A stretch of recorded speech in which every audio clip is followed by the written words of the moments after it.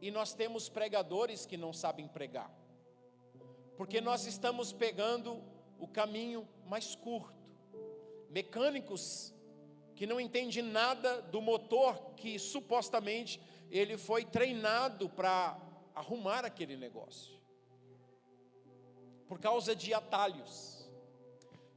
Isso aqui é uma introdução para você perceber que o atalho pode te levar mais rápido, mas você pode chegar lá sem conteúdo algum.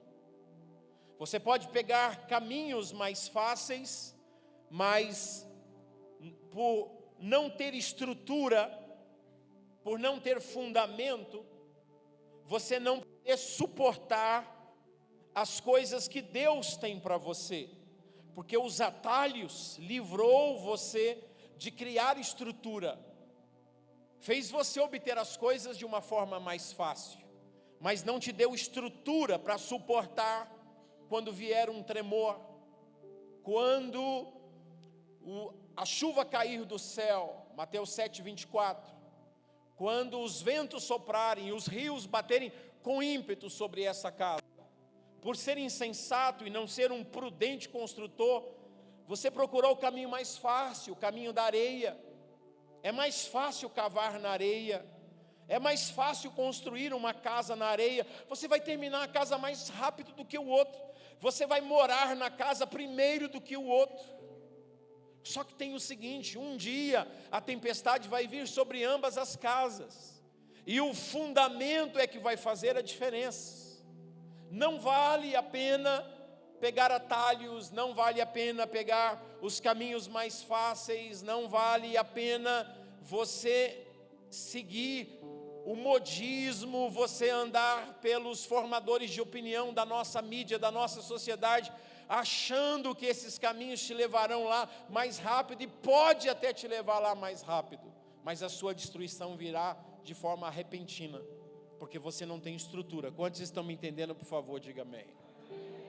Então Deus tem um desejo, e vou mostrar para vocês Êxodo. Eu quero agradecer o pessoal da mídia que está projetando aí, Êxodo capítulo 13, eu acho que vai ser o texto principal que nós vamos pensar aqui.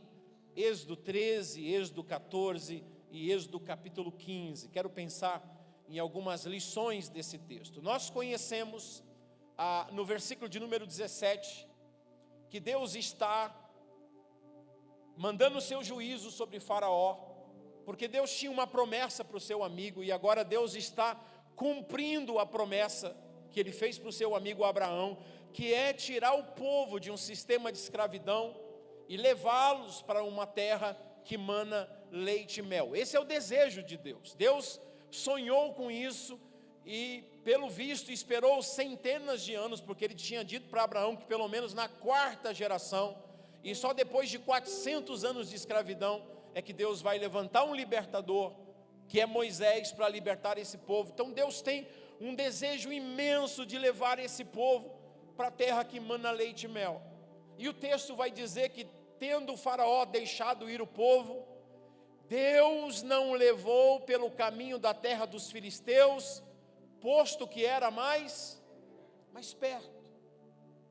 Espera aí, se Deus planejou, projetou, desejou, profetizou, anunciou, levantou o libertador para tirar o povo de uma terra de escravidão de centenas de anos, para levá-los a uma terra de abundância que mana leite e mel, e existe um caminho mais curto, existe um atalho, existe um caminho mais perto, por que não ir por ele? Por que não pegar o caminho mais fácil? É claro que se eu e você, se isso fosse hoje, nesse momento, agora, eu acho que nós é que pediríamos para Deus não nos levar por esse caminho, porque esse caminho é conhecido como a faixa de Gaza. Essa é a terra dos filisteus, é o Mediterrâneo, aquela faixa dentro de Israel. E eu acho que se Deus quisesse nos tirar do Egito e levar para Israel, hoje a gente ia dizer: Deus, pode ser o caminho mais longo, o mais curto a gente não quer mesmo. Não é verdade? A gente iria evitar esse caminho hoje. Há uns 3 semanas atrás a gente estava lá, pertinho, 38 quilômetros desse lugar, só via fumaças, e é um lugar perigoso. Com 38 quilômetros de distância de lá, já estava muito perigoso. Então, parece que esse texto já vai, desde milhares de anos atrás, dizer que o pessoal que habita essa faixa do Mediterrâneo é um pessoal que gosta mesmo da guerra. É um pessoal que gosta da espada, é um pessoal que gosta de ver sangue sendo derramado. Bom, mas esse é um outro assunto. Deus está tirando Israel, e em vez de levar pelo caminho mais perto, Deus disse: não, é o meu desejo levá-los a uma terra que emana leite e mel, e eu estou preparado para abençoar o meu povo, mas o meu povo não está preparado para receber o que eu tenho preparado para eles. Então Deus diz assim: eu preciso levá-los por um outro caminho, e a gente não gosta disso. A gente não gosta de orações não respondidas, escutadas sim, mas não respondidas, porque Deus escuta todas as nossas orações. Às vezes Ele não responde, mas Ele escuta. A gente não gosta de caminhos mais longos no processo do relacionamento de marido e mulher, de pais e de filhos, no amadurecimento ministerial. A gente quer o caminho mais perto. A gente não quer que se estenda, a gente não quer que demore. Nós somos uma geração pragmática, a gente é uma geração de resultados imediatos, a gente é a geração do fast food, do aperta o botão e o negócio tem que estar pronto, e a gente não gosta, a gente se torna impaciente, e a gente vai abortando projetos e planos de Deus na nossa vida sem percebermos, porque a gente não gosta de nada que seja mais longo. A gente quer o mais perto, a gente quer o mais rápido, a gente quer as coisas de forma mais fáceis.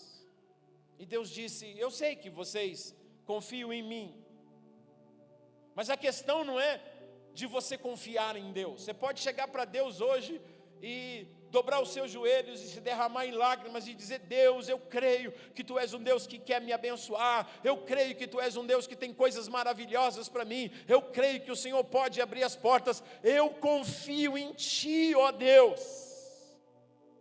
Mas a questão não é de você confiar em Deus, porque você pode olhar para os céus aqui da terra e dizer: Deus, eu confio em Ti. E Deus pode olhar dos céus para a terra e dizer: o problema é que eu não confio em você. Então não é questão de confiança em Deus, é questão de confiança de Deus. Porque Ele diz: eu não posso te dar o que eu desejo te dar, porque você não tem estrutura, porque se eu te dou o que eu desejo te dar sem estrutura, você tem o que eu desejo te dar, mas eu te perco. Então é melhor ter você do jeito que você está me tendo, do que tendo o que eu quero te dar e me perder. Então não é questão de você ficar jejuando e orando e dizendo: eu confio em Ti. Enquanto você não ganhar a confiança de Deus, não vai acontecer. Aquele que é fiel no pouco, sobre o muito será colocado. Como é que você quer ganhar e receber o muito que Deus tem para você, se você não consegue demonstrar fidelidade a Ele no pouco? Você precisa ganhar a confiança de Deus. Não é dizer: eu confio nele, mas é Ele olhar para você e dizer: eu confio em você, eu conheço você, eu sei dos seus passos, dos seus caminhos, você tem sido fiel a mim, eu estou preparando você. E a gente não gosta dessa preparação de Deus. Então Deus tem que tirá-los do caminho mais curto. Veja o versículo 17, o que é que diz. Deus diz o porquê.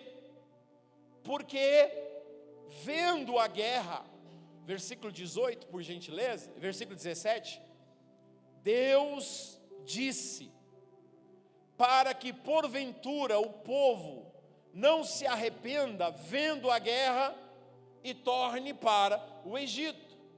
Então Deus sabia que era um povo que não tinha estrutura para a guerra. Tinha armas nas mãos, mas não sabia usá-las. Tinha lanças, diz o versículo 18, a última parte. Israel subiu arregimentados. O que é arregimentados? Armados. Eles saíram armados. Deus olha e diz: eu sei que vocês parecem um grupo de soldados, de exércitos, têm armas, têm aparência de guerreiros, estão arregimentados, armados para a guerra, mas eu sei que se um filisteu levantar a espada, vocês todos vão fugir, vocês vão voltar para onde eu tirei vocês. Por isso eu não posso levá-los pelo caminho mais curto. Por quê? Porque a terra que eu vou introduzir vocês é uma terra que vai precisar de gente valente, gente guerreira. Lá vocês vão encontrar gigantes que se movem sobre a terra. Lá vocês vão encontrar terra que mana leite e mel, mas vai ter cidades fortificadas, muralhas imensas. E lá vocês vão encontrar 7 grandes reinos que são regidos por 37 reis. São 37 reis que vocês vão lutar, de 7 grandes reinos naquela terra. E desse jeito, não tem como eu introduzir vocês num lugar de abundância, porque a mentalidade de vocês é de escravo. Vocês têm armas, mas não sabem usar. Parece uma fotografia da nossa geração. Deus tem nos dado tantas coisas maravilhosas, mas a gente não amadurece. A gente não cresce, a gente não sabe manejar as armas que Deus nos dá, a gente não tem habilidade. Por quê? Porque o tempo todo nós estamos evitando o caminho mais longo, e é no caminho mais longo que vai acontecer o treinamento de Deus para nos amadurecer, para nos dar estrutura, para a gente poder entrar em uma nova realidade, que é a terra que mana leite e mel.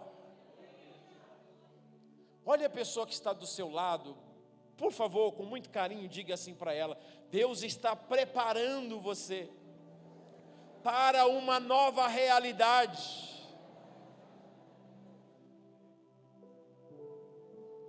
Então Deus tem uma opção, Deus tem uma saída para esse povo. Olha, eu não vou levá-los pelo caminho mais perto, porque o caminho mais perto vai prejudicar vocês, porque vocês não têm estrutura para a guerra ainda. Então eu vou fazer vocês darem uma volta, para eu treiná-los no deserto da vida, amadurecê-los, para que vocês possam estar aptos e preparados para tudo que eu tenho preparado para vocês. E aí então Deus diz assim no versículo 20 e versículo 21, olha, versículo 21, eu vou estar na nuvem, o Senhor ia diante deles durante o dia, em uma coluna de nuvem, e para guiá-los pelo caminho, e durante a noite, em uma coluna de fogo, para os alumiar, a fim de que caminhassem de dia e de noite. Preste atenção, Deus está dizendo assim, olha, esse deserto é um lugar abrasador, de muito calor, mas eu vou estar em uma nuvem imensa, que vai, durante todo o dia, proteger vocês. Então, quando essa nuvem parar, não adianta vocês continuar caminhando, porque vai fazer mal a vocês. O sol vai molestar vocês durante o dia, porque a nuvem vai ficar parada, a sombra vai ficar parada.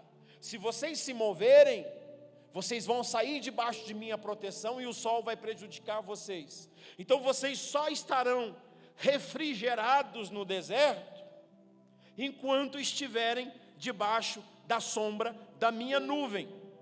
Agora, se a nuvem se mover e começar a andar, e vocês ficarem parados, não seguir a nuvem, a sombra vai embora, e vocês vão ser prejudicados pelo calor do sol. Então Deus diz: eu vou estar na nuvem. O texto vai dizer: o Senhor não se apartava nem de dia e nem de noite. O Senhor estava na nuvem e o Senhor estava na coluna de fogo. Então eles iam seguindo a nuvem. Nós precisamos aprender a seguir a direção de Deus para nós. Às vezes Deus se levanta e a gente fica deitado. Deus está se movendo e a gente fica parado.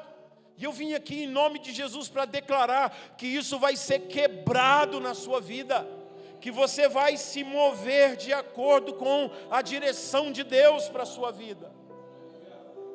Eu não sei se você já dormiu no deserto do Sahel. Eu já dormi nos que eles dizem que é os dois. Uns falam no deserto do Sahel, não, no deserto do Sinai. No deserto do Sahel eu já dormi muitas vezes também. Até o Rafael já dormiu lá e outros irmãos que estão aqui também. Mas no deserto do Sinai, na península do Sinai, à noite faz muito frio.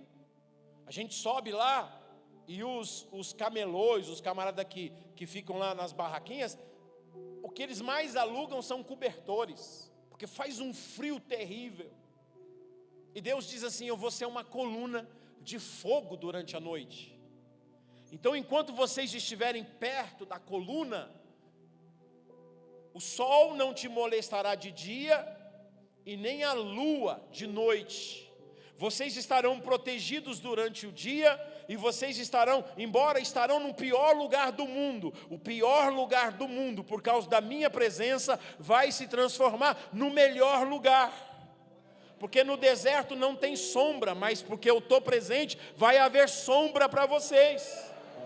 No deserto não tem aquecedor, mas porque eu estou presente, vocês serão aquecidos. No deserto não tem pão, mas porque eu estou presente, vai chover maná todo dia. No deserto não tem água, mas porque eu estou com vocês, a rocha vai jorrar rios de água para vocês. No deserto não tem açougue, mas porque eu estou presente, vai chover codornizes para vocês. No deserto não tem shopping center para comprar roupa. E Deus diz: durante esse tempo, o sapato não vai se envelhecer nos pés, e nem os vestidos no corpo. Eu vou cuidar de vocês. Então o que é que faz a diferença? A presença de Deus. Então, se vocês estiverem perto da coluna, estarão aquecidos. Mas se a coluna de fogo se mover, e vocês não se moverem, vocês vão passar frio. Vocês vão ficar para trás. Então Deus diz assim: levantando-se a coluna, levantava-se Israel e seguia. E assim Deus os guiava de dia e os guiava de noite. E Israel está seguindo Deus. Aí eu estou com vocês no capítulo 14. No versículo 2 e 3 vai dizer que eles estavam seguindo a nuvem e a coluna. E o faraó percebe que eles não pegam a terra dos filisteus, que é o Mediterrâneo. Você sabe que hoje lá, por causa dessa guerra de Israel com o Hamas, o portão para sair dali é o Egito. No caso, para hoje as pessoas saírem da terra dos filisteus, o portão é o Egito.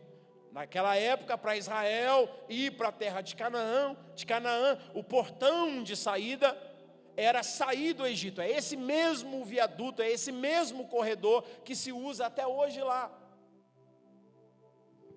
Então o faraó olha e diz assim: eles estão perdidos. Diz o versículo 3, é a frase que faraó usa: eles estão perdidos no deserto, estão desorientados na terra.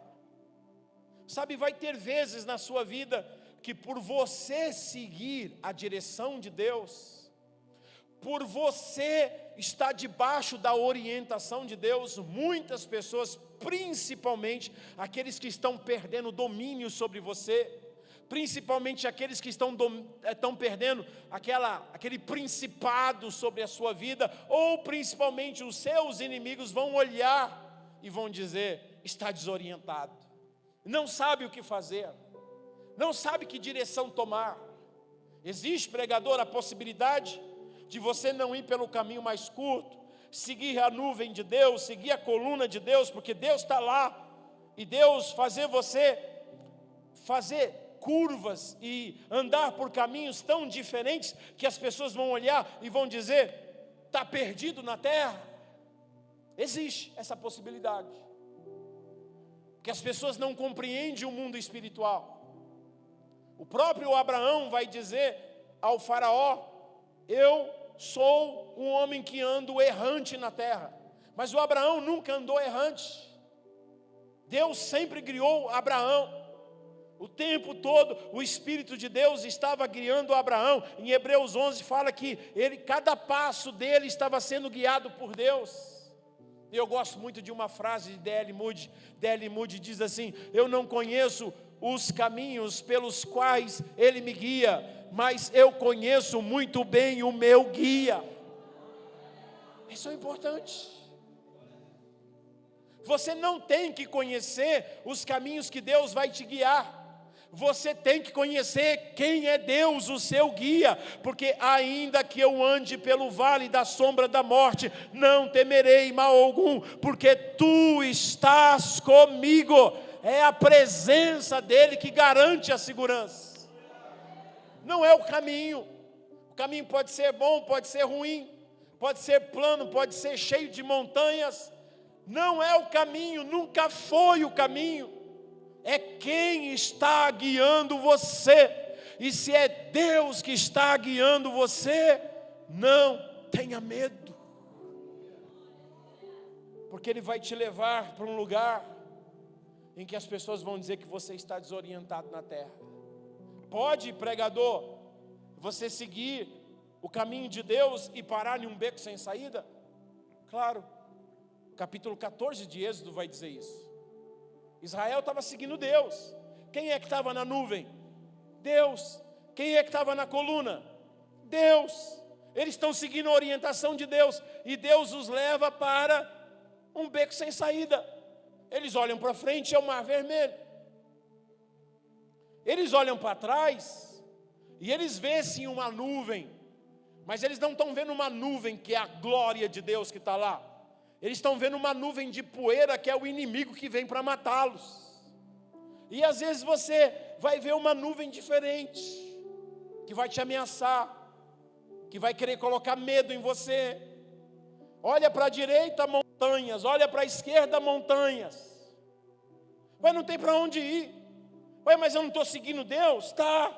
Por isso que Paulo diz assim: nós estamos perplexos, porém não desanimados, abatidos, porém não destruídos. Perplexos significa, o que é ficar perplexo? Eu não sei o que fazer. Eu estou perplexo, eu não tem resposta, não tem saída, não tem caminho. Só que Paulo diz: perplexos, porém não desanimados, jamais desamparados. É um Deus que está com a gente. Por que Deus permite o beco sem saída no ministério? Por que Deus permite um beco sem saída? Você olha e diz: não tem jeito mais, em um casamento. Por que Deus permite um beco sem saída em um relacionamento de pais e filhos, na empresa? Você olha e diz: não tem saída. Porque no beco sem saída, por favor, não perca isso, em um beco sem saída não tem para onde olhar, a não ser para cima.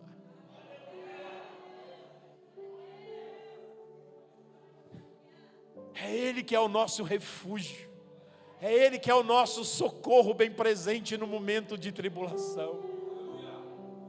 Às vezes Deus nos leva a um beco sem saída. O amigo não tem dinheiro, o pai não tem dinheiro, o pastor não tem dinheiro, o patrão não tem dinheiro, o desemprego chegou a ninguém, o médico não tem saída, o juiz diz que não tem jeito. Você olha e diz: não tem mais jeito.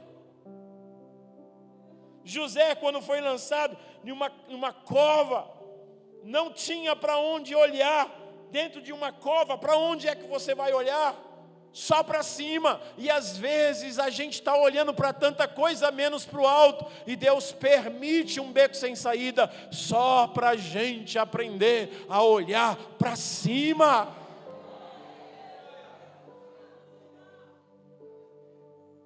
Nós conhecemos a história, o mar se abre, Israel passa, os inimigos são afogados.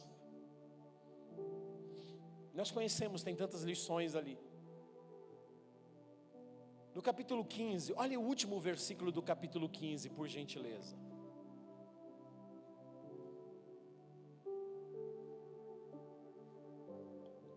Diz assim que eles chegaram a Eli, ou a Elim, e ali havia o quê?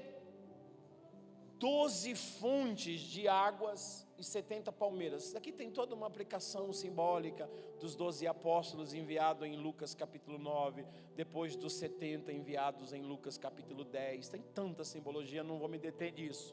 Agora a minha pergunta é a seguinte: Deus sabia ou não sabia que existiam essas 12 fontes de águas saudáveis aqui? Deus sabia. Deus é o criador de tudo isso. Deus sabia que um dia à frente tinha 12 fontes de água saudáveis. Tinha lugar para esse povo se alegrar, que era uma espécie de um oásis no deserto. Agora, por que o versículo 22 e 23 vai dizer que em vez de Deus levá-los às águas de Elim, que eram águas saudáveis para saciar a sede, Deus os levou às águas de Mara? E você vai ler no versículo 23, que as águas de Mara eram o quê? Eram águas amargas. Espera aí, se eu estou com toda uma nação que vai ter sede, está com sede, precisa saciar a sua sede, e eles estão seguindo a nuvem e a coluna de fogo. A nuvem e a coluna de fogo deveria levá-los para as águas de Elim, porque essa é a lógica. A lógica não é pegar o caminho mais longo, a lógica é pegar o caminho mais curto, a lógica é ir direto para as águas saudáveis, não para as águas amargas. Por que Deus os levou às águas amargas? Quando você lê Deuteronômio, tem uma resposta, que vai dizer que essa jornada era uma jornada de 11 dias até o monte Sinai, até a península do Sinai, era uma jornada de 11 dias, e Deus olha para esse pessoal e diz: é um bando de escravos, que estão saindo do Egito agora, eles não têm leis, eles não têm governantes, eles não têm reis, eles não têm príncipes, eles só têm um libertador, que nem tem a legislação para governá-los ainda. É um grupo sem identidade, só tem identidade porque é Deus que dá, mas aqui na terra é um grupo de escravos. Deus então diz assim: eu vou levá-los primeiro para um lugar de cura, porque vocês vão ter 11 dias de jornada, e eu preciso fortalecer o sistema imunológico de vocês. Vocês precisam de potássio, vocês precisam de magnésio, vocês precisam de todos esses ingredientes que fortalecem, que estão presentes nas águas amargas. Essas águas que Deus os levou não eram águas para saciar a sede. As águas para saciar a sede estavam um pouquinho mais à frente. Você pode dizer à pessoa que está do seu lado: você está entendendo?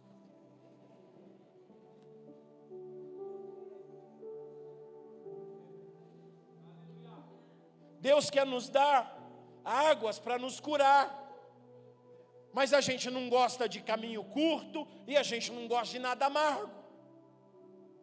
Quem é que gosta de coisa amarga? A amargura da vida, aquilo que não adoça, que não torna a vida suave, mas que amarga. A gente não gosta disso. Quando eu era menino, sei lá, a gente era tão pobre que tinha tanta lombriga, que minha mãe dava ai meu Deus, azeite de bacalhau, óleo de bacalhau.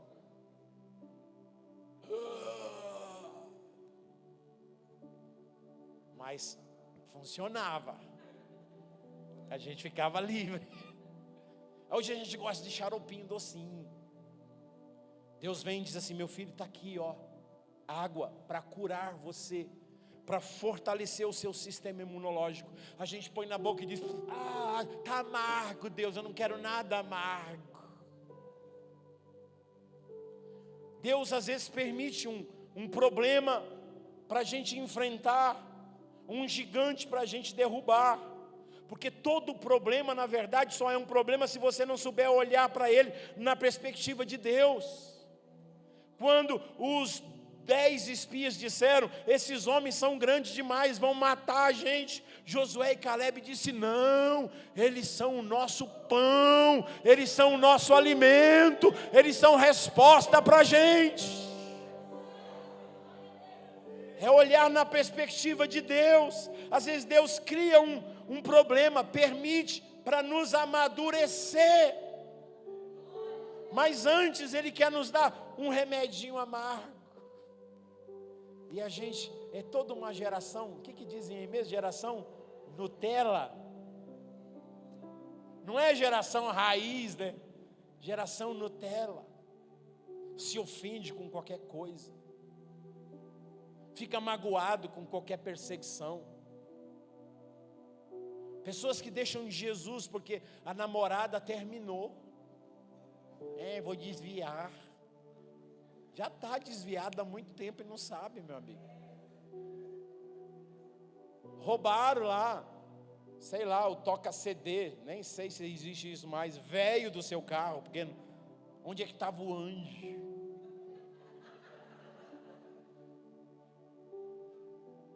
Gente, eu estava em um culto onde aquele irmão que escreveu o livro O Homem do Céu foi perseguido, torturado na China. Eu estava numa reunião em que antes dele pregar, o pastor orou: Senhor, em nome de Jesus, oramos para que o Senhor livre a igreja da China dessa perseguição, dessa tribulação, dessa angústia. Por favor, esses países onde há perseguição, que possa cessar, que o Senhor tenha misericórdia. Chegou a hora do pregador falar. Ele se levantou e disse: queridos, eu sei que Deus ouviu a sua oração, mas o meu desejo é que Ele nunca responda a ela. Que Deus jamais nos livre dos problemas que nós estamos enfrentando. Que Deus jamais nos livre das perseguições que passamos nesses países. Porque são essas perseguições que nos levam aos pés de Deus. São essas perseguições que nos faz crescer em Deus. São essas perseguições que faz a igreja crescer de forma madura nesses países. São essas perseguições que nos colocam perto dEle. E ele terminou assim: nós não queremos ficar igual vocês. Nós não queremos ficar igual vocês. Vocês pensam que nós estamos escravizados lá. Na verdade nós somos livres, e somos tão livres que podemos morrer pela nossa fé. Vocês é que são escravos. Vocês não podem orar porque tem que correr atrás do dinheiro. Vocês não podem buscar a Deus porque tem trabalho a fazer, tem coisas da vida a fazer. Vocês estão apegados às coisas dessa terra. Eu é que tenho que orar para Deus mandar a perseguição para vocês. E o pastor que orou ia só enfiando a cabeça assim, ó, se escondendo, disse: meu Deus. Vocês sabem, em 2017, ou janeiro de 2018, eu fui detido pela polícia na fronteira de uma nação, de duas nações. Era a fronteira do Quirguistão com o Tadiquistão, a 28 graus abaixo de zero. E eu já estava há mais de 30 horas sem tomar banho, sem comer, sem dormir, ministrando. Os cultos nesses países, a gente levava 5 horas cada reunião, porque eles não têm culto em igrejas, lá é proibido. Então, lá no Tadiquistão a gente se reunia nas casas. E como é que funciona? os irmãos vêm com as perguntas escritas em um papel. E essas perguntas chegam para o pregador. E o pregador começa a abrir a Bíblia junto com eles para dar a resposta dessas perguntas. E às vezes, esse culto pode levar 5 horas, como levou o meu. E eu tinha comprado algumas Bíblias no Cazaquistão, em russo, porque eu ficaria hospedado na casa de uma família de muçulmano em Moscou, na Rússia. Eu falei, puxa, que legal. Eles já tinham me recebido na casa deles, sabiam que eu era cristão, eu já estava evangelizando eles. Falei, vou levar uma Bíblia para cada um deles. Está em russo, eles falam em russo, eu vou levar para eles. Só que quando eu estava saindo de Dushanbe e preguei em Kushanj, e vou cruzar a fronteira de noite, a polícia nos para. Acha as Bíblias na minha mala, apreende o meu passaporte, me apreende, me leva para a delegacia. E a gente passa uma noite toda sendo interrogado. Eles queriam de todo jeito que eu dissesse que aquelas Bíblias eram do missionário que era o meu intérprete, que era um Quirguistão. E eu dizia, não, essas Bíblias são minhas, eu não estava mentindo. Eu já tinha perdido o voo, estava amanhecendo o dia, ele dizia que eu ia ficar mais 3 dias lá. Enfim, quando amanheceu o dia, de tanta insistência e a gente orando, morrendo de frio, eu pedia para Deus para eu desmaiar, eu queria desmaiar, porque eu não aguentava mais aquele cansaço e aquele frio e aquela fome. E esse 7º policial disse, pegue as suas coisas, desapareça daqui. E aí eu peguei as minhas coisas, e quando eu estava saindo, as Bíblias estavam em cima da mesa. E eu disse para eles, mas e as minhas Bíblias? Ele olhou para mim com uns olhos desse tamanho assim, disse, pega essas Bíblias e suma daqui. E eu consegui levar as Bíblias ainda para os muçulmanos lá em Moscou. O fato é que o pastor me recebeu na casa dele. Eu tinha perdido meu voo em Osh, no Quirguistão, tive que ficar no Tajiquistão, não pude entrar no Quirguistão. E o pastor disse para mim assim, Edson, aqui é difícil. Você não quer fazer uma visita comigo agora para uma família que o marido foi condenado há 8 dias atrás, aí nessa mesma delegacia que você foi detido? Ele foi condenado a 8 anos de prisão. E eu queria levar a cesta básica lá para a esposa e para os filhos. Você não quer me acompanhar nessa visita? Eu disse, claro. E o Noros, que é o nosso intérprete, foi com a gente. Quando chegou lá, hoje o menino já é um homem, né? Deve ter os seus 20 e poucos anos. Ele tinha 15 anos de idade, o filho mais velho. Enquanto todos estavam lá conversando, o pastor aconselhando, orando com a esposa do pregador que estava na prisão, eu cheguei para esse menino de 15 anos, eu disse assim, você deve estar com o coração muito triste, né? E magoado com Deus. Você está magoado com Deus? E ele perguntou assim para mim, por quê? Eu disse, porque você não vai ver o seu pai, e porque o seu pai está na prisão. E aí o Noros estava traduzindo para mim, e esse menino olhou para mim assim e disse assim, magoado com Deus? Eu não vou ver o meu pai? Quem disse para você que eu não vou ver o meu pai? Eu vou ver o meu pai todos os meses. Eu posso entrar na prisão ver o meu pai. Eu vou vê-lo uma vez por mês. Magoado com Deus, por quê? O meu pai, há anos, desde que sou menino, ele ora pelos presidiários dessa nação. O meu pai ama os presidiários. Meu pai sempre me diz, filho, hoje deve estar morrendo um presidiário sem conhecer Jesus. Eles estão ao caminho do inferno. Eu queria muito pregar para eles, filhos. E esse menino me disse assim, meu pai, é proibido de pregar, a gente não pode pregar na rua. Eles não dão autorização para o meu pai pregar em uma prisão. Ele não pode pregar em uma prisão. E na nossa nação tem uma lei que você não pode evangelizar as pessoas na rua. E o meu pai faz isso. Então Deus criou um meio de fazer o meu pai desenvolver o ministério dele dentro da prisão. Meu pai não está preso. O meu pai está desenvolvendo o ministério dele dentro da prisão. Eu olhei para esse garoto de 15 anos, me deu uma vergonha. Eu disse, Deus, onde é que está a nossa fé? Se um pastor do Brasil vai preso, a gente faz greve de fome ao redor da delegacia, solta o pastor, solta o pastor. A gente não suporta isso, lá é normal isso.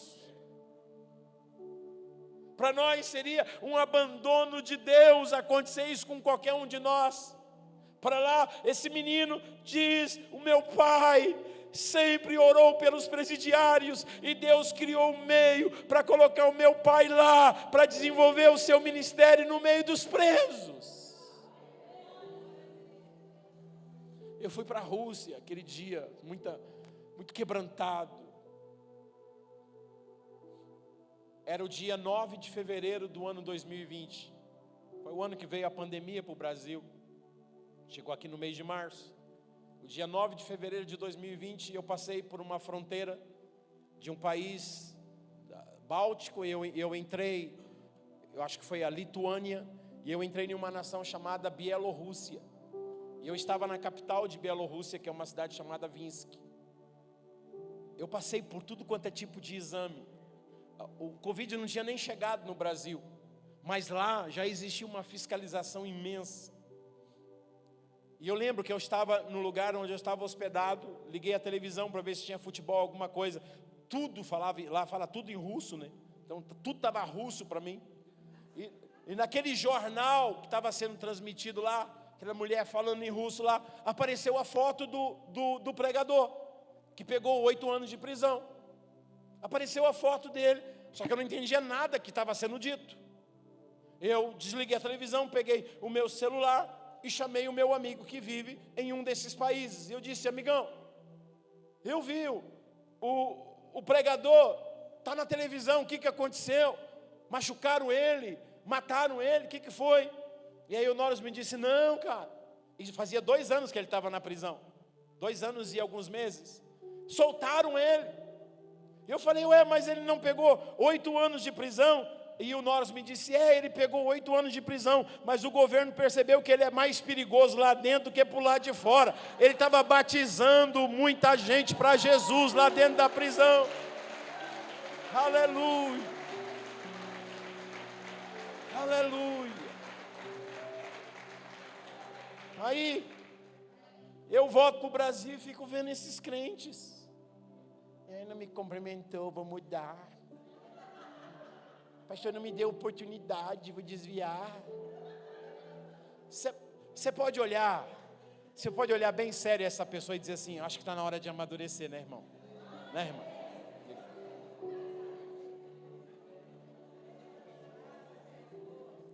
Escute o que eu vou te dizer. Se não, você vai ficar no deserto. Você não vai ter falta nenhuma no deserto. Porque o deserto é o lugar do suprimento. O deserto é para gente medíocre. Os valentes só passam pelo deserto. Os medíocres permanecem lá. Por isso Paulo vai escrever que no deserto, o que muito colheu, não sobrou. O que pouco colheu, não faltou.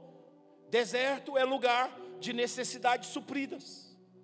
É onde Deus cuida de minhas necessidades pessoais. Então eu estou suprido.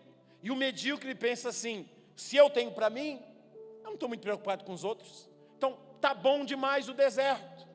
E é aí que você vai ficar. Você nunca vai entrar em uma nova realidade, porque o deserto da provisão supre você, e você acha que está bom demais, porque você não tem uma visão do reino de Deus, que é abençoar outras pessoas. Se você tem uma visão de ser abençoado para abençoar, você não fica no deserto, você entra na terra da abundância, porque lá você vai ter para compartilhar. O medíocre diz: está bom demais aqui, eu tenho para pagar minhas contas, eu tenho para pagar meus estudos, para cuidar do meu cachorrinho, da minha casinha, eu tenho para mim. Então você vai viver aí essa vidinha medíocre, porque você só pensa em você. Então se tem para você, tá jóia. Você não entendeu.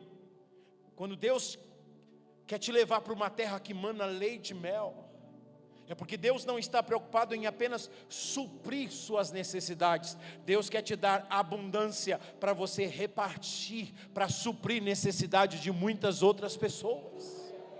Quantos entendem isso, por favor, diga amém. Então Deus não os levou pelo caminho mais perto, e Deus não os levou para as fontes de águas para saciar a sede. Olha, eu moro em uma cidade que próximo da minha cidade tem uma cidadezinha chamada Águas de São Pedro. É o menor município do estado de São Paulo. E Águas de São Pedro está a 100 quilômetros da minha casa. É uma cidade que tem 6 tipos de águas medicinais. E você vai lá, elas já são canalizadas. E elas não são águas para você beber para saciar a sede. Cada torneira daquela tem um aviso bem grande, dizendo: essa água não é para saciar a sua sede. Essa água é para fazer os seus rins funcionar, o seu fígado, o seu baço, o seu estômago, o seu intestino, os seus pulmões. Tome apenas 30 ml dessa água. Não tome mais do que 50 ml dessa água, porque pode fazer mal para você. Então essas águas, e são todas amargas, e tem um cheiro que não é gostoso, mas são águas medicinais, que não é água para saciar a sede, é água para tomar uma pequena quantia dela, para poder fortalecer o seu sistema imunológico. Tem sódio, tem potássio, tem magnésio, tem todos esses ingredientes que a gente necessita para estarmos com o sistema protegido, para não contrairmos as doenças, os vírus que estão aí espalhados por aí. Então, por isso que você vai ler em Êxodo 15, versículo 26, Deus dizendo: gente, me segue, me obedece.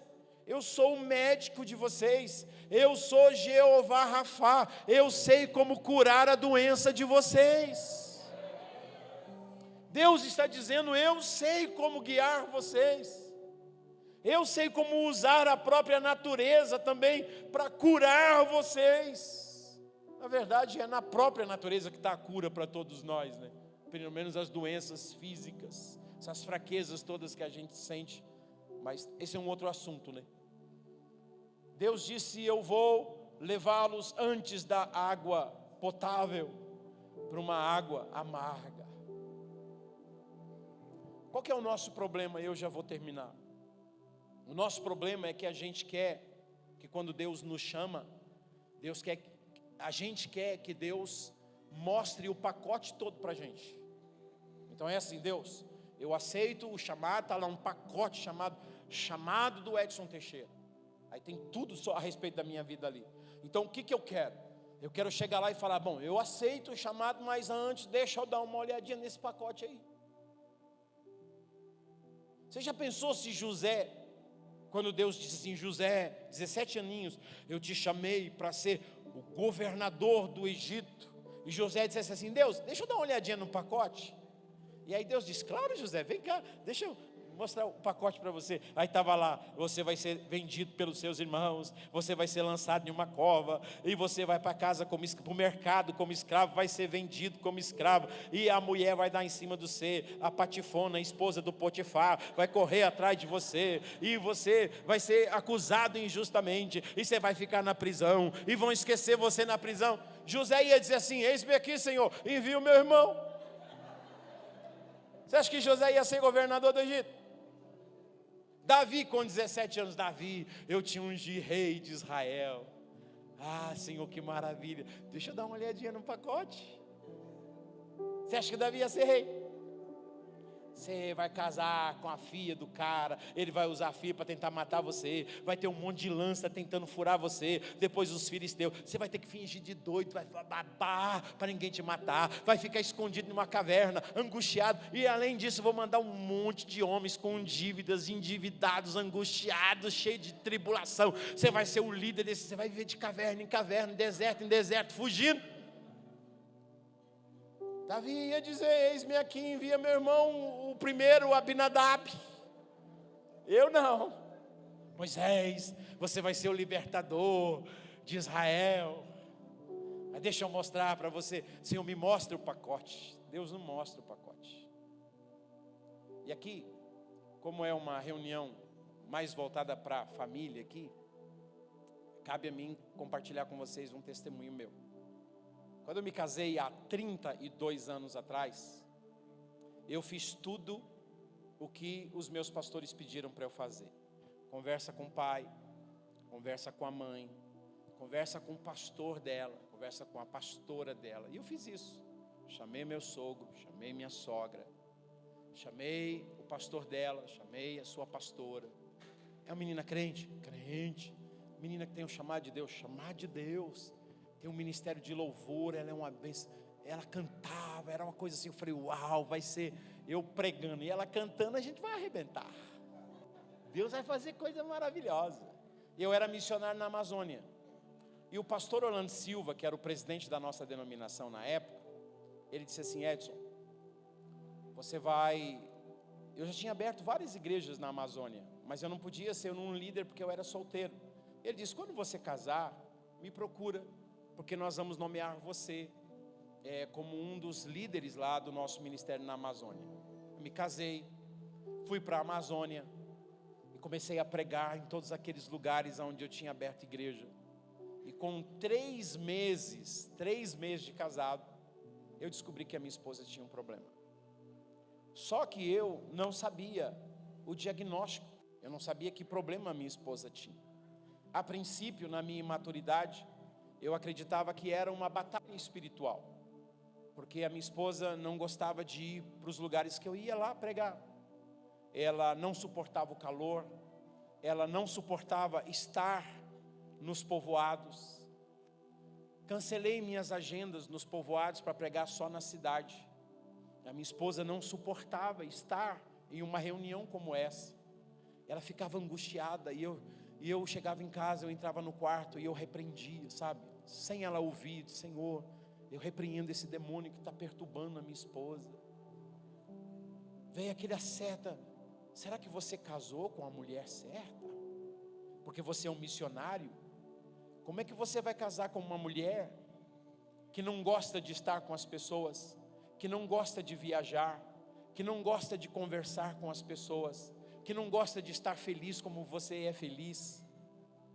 Então eu tive que abortar o meu ministério na Amazônia. Fui lá para viver a minha vida na Amazônia. Fiquei apenas 3 meses na Amazônia. Liguei para o pastor Orlando Silva e disse, pastor, eu estou voltando embora,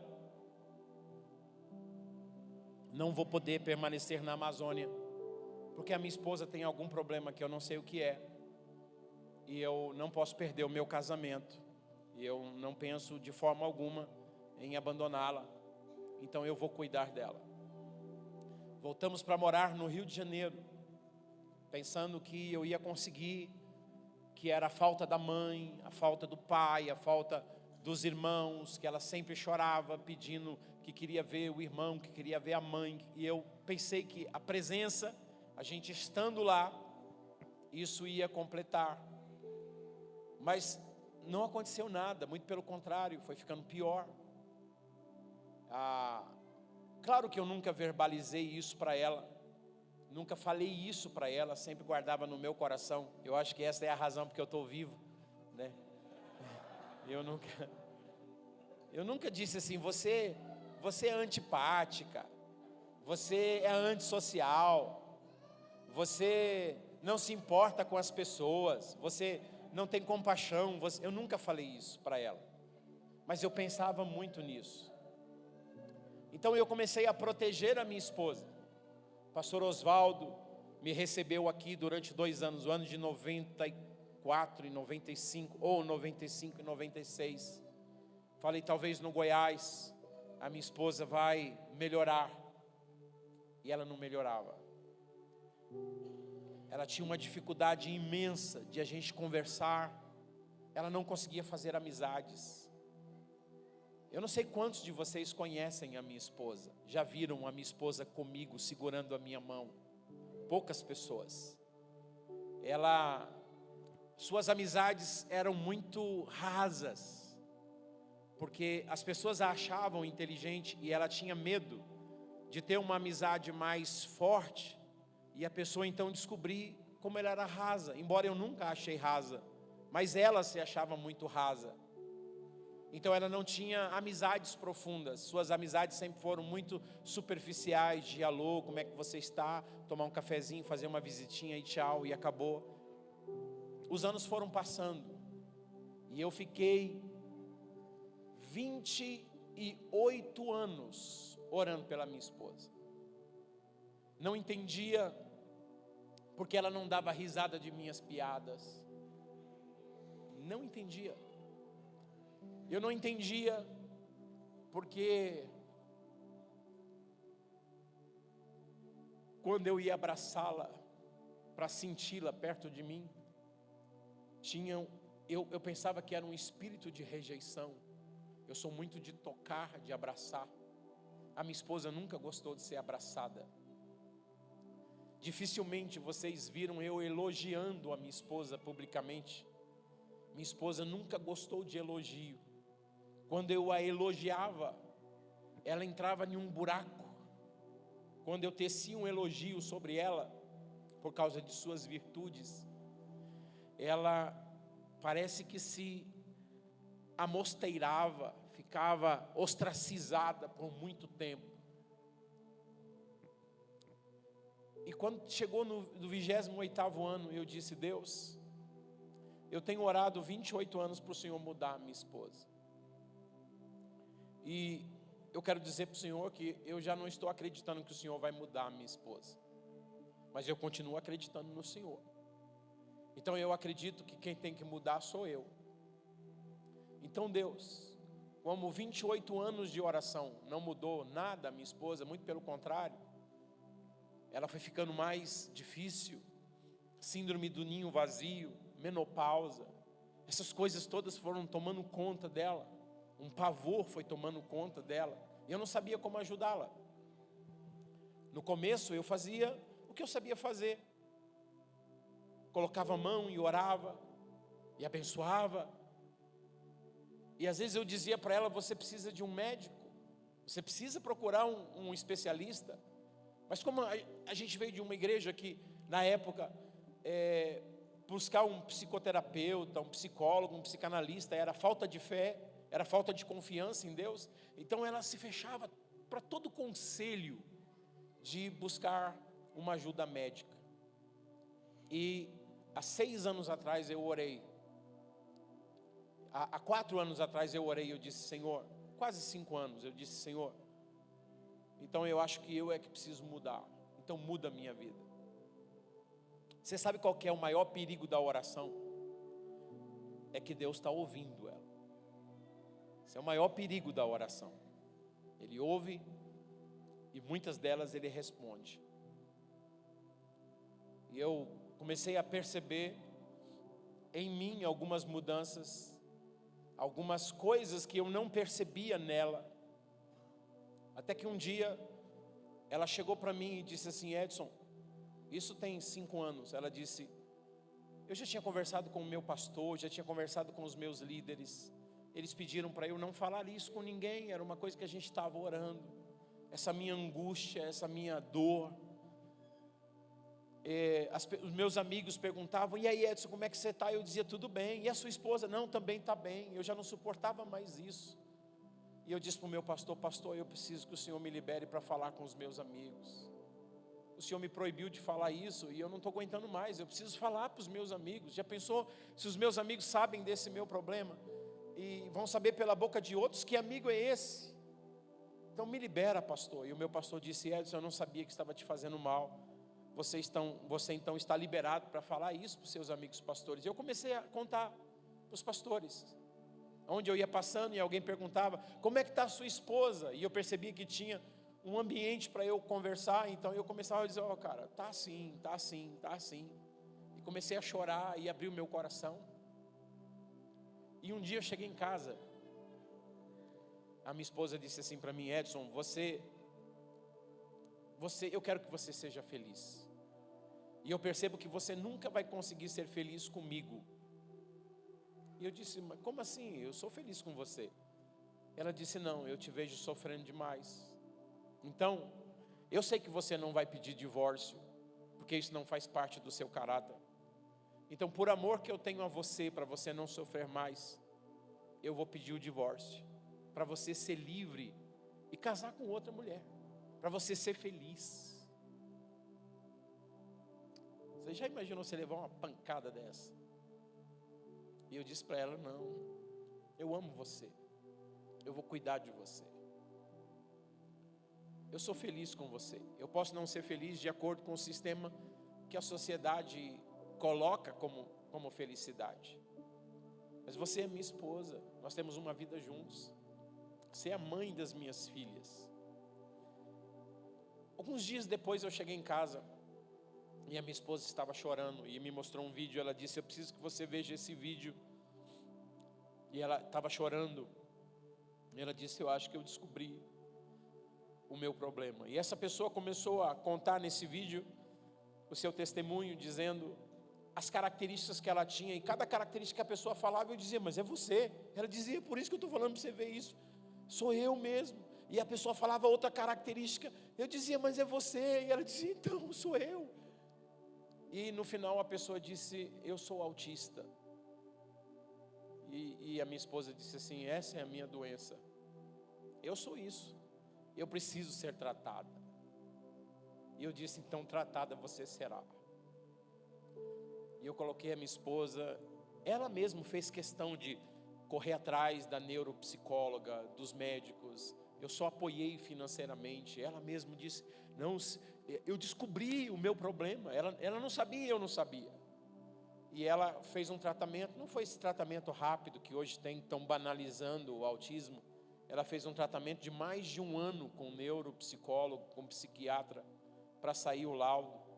E saiu o laudo da minha esposa. Minha esposa é autista. Aí então eu descobri tudo. Saiu aquele fardo dos meus ombros e dos ombros dela. Eu descobri que ela sempre me amou, só que com uma linguagem diferente. Eu queria uma linguagem que a sociedade diz que é o amor.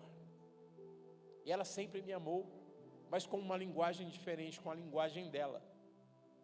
Eu, por não saber o problema dela, eu não conseguia ler essa linguagem dela. E hoje, eu consigo ler toda essa linguagem. Eu estou aprendendo uma nova linguagem dentro de casa. Esses dias brincando com ela, eu olhei para ela, dei uma risada muito forte, disse: graças a Deus, você não é uma mulher normal. E ela disse: por quê? Falei: já pensou você ser uma mulher normal, o trabalho que você ia me dar? Ter que levar você em todo lugar. Já pensou levar você para o Paquistão? Como que eu ia proteger você lá? Olha o tanto de dinheiro que eu ia ter que gastar. Olha o tanto de passagem. Você é a minha intercessora. A vida toda ela diz: pode fazer, que eu fico em casa orando por você e te abençoando. Falei: hoje eu olho, graças a Deus, Deus não me mostrou o pacote. E hoje, depois de 32 anos, eu olho, eu tenho pregado o evangelho em 100 países do mundo.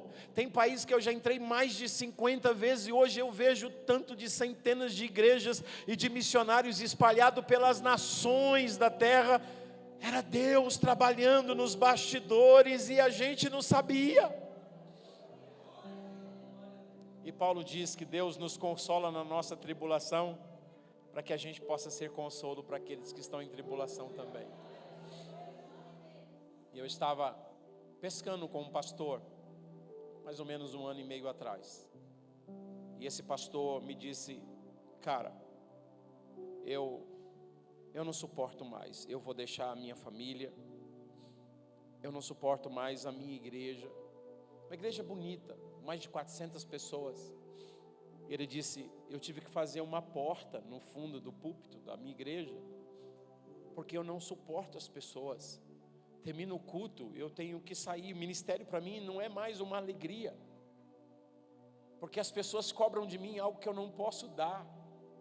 E ele começou a falar, e eu fiquei 3 dias ouvindo esse pastor. E quando a gente estava para terminar a pescaria, no 3º dia, eu chamei ele em um canto. Eu disse: meu amigo, eu convivo com uma pessoa autista, eu conheço as características de uma pessoa autista. Hoje eu sei. E eu disse para ele: você tem autismo, você é autista. E ele olhou para mim e disse: o sangue de Jesus te repreenda. Porque você falar isso para a pessoa, né? E eu falei: não, pastor, eu não estou brincando não. Se o senhor não procurar ajuda médica, o senhor vai mesmo perder a sua família. O senhor vai mesmo perder a sua igreja. Agora, se o senhor procurar ajuda médica, o Senhor vai descobrir quem o Senhor é, qual é o seu problema. A igreja vai saber, vai te respeitar, a sua família vai saber, vai te respeitar. Já passou 1 ano e pouco. Hoje ele tem 3 cultos na igreja dele. A porta do púlpito ainda continua aberta. Então ele não abraça mais as pessoas hoje vai na porta e só cumprimenta ele. Paz, pastor, uma boa semana, Deus abençoe. Porque todo mundo queria abraçá-lo e autista não suporta abraço. Depende do nível, né? A minha esposa não suporta abraço. E aí a gente começou a fazer exame em toda a família. E descobri que minha sogra é nível 2.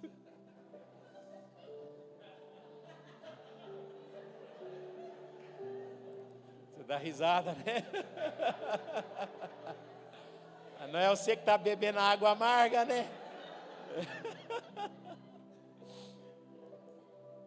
Deixa eu dizer uma coisa para vocês. Eu não trocaria isso. No meio de todos esses anos, eu tive muitas dificuldades para entender. Eu orava muito. Às vezes me sentia muito fraco. Nunca senti abandonado por Deus, jamais, nunca. Mas às vezes eu sentia que eu tinha, quem sabe, tomado uma decisão errada. Quem sabe, nunca afirmei isso, mas quem sabe. Mas eu orava e a presença de Deus sempre se fez presente. Mesmo nas minhas fraquezas Ele me fortaleceu. E hoje, minha esposa está pedalando comigo, está viajando comigo. As coisas estão sendo medicadas, as coisas estão sendo mudadas. E aí dentro de casa eu estou aprendendo uma nova linguagem. Eu bebi dessas águas amargas na presença de Deus. E eu sei que bem ali na frente tem 12 fontes de águas saudáveis para mim. Deus tem muita coisa para fazer. Assim também para você. Eu termino só pedindo para projetar em um versículo aqui, Josué, capítulo 5 e versículo 12. Deus vai levar você para um novo nível, para uma nova etapa. Você acredita nisso? Josué, no dia imediato, depois que comeram do produto da terra, cessou o maná, e não o tiveram mais os filhos de Israel.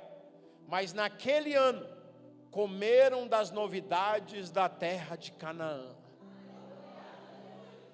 Deus quer levar você para uma nova etapa na sua vida. Deus não quer apenas provisão para a sua vida, Deus tem abundância para a sua vida. Só que agora o maná não vai cair sem esforço, porque você não está mais no deserto. Agora você vai pegar enxada, agora você vai pegar picareta, agora você vai pegar rastelo, agora você vai arar a terra, vai pegar o trator, vai pegar o cavalo, você vai trabalhar na terra, vai suar, mas a abundância de Deus virá sobre a sua vida, em nome do Senhor Jesus. Esta é uma palavra de Deus para a sua vida. Aleluia.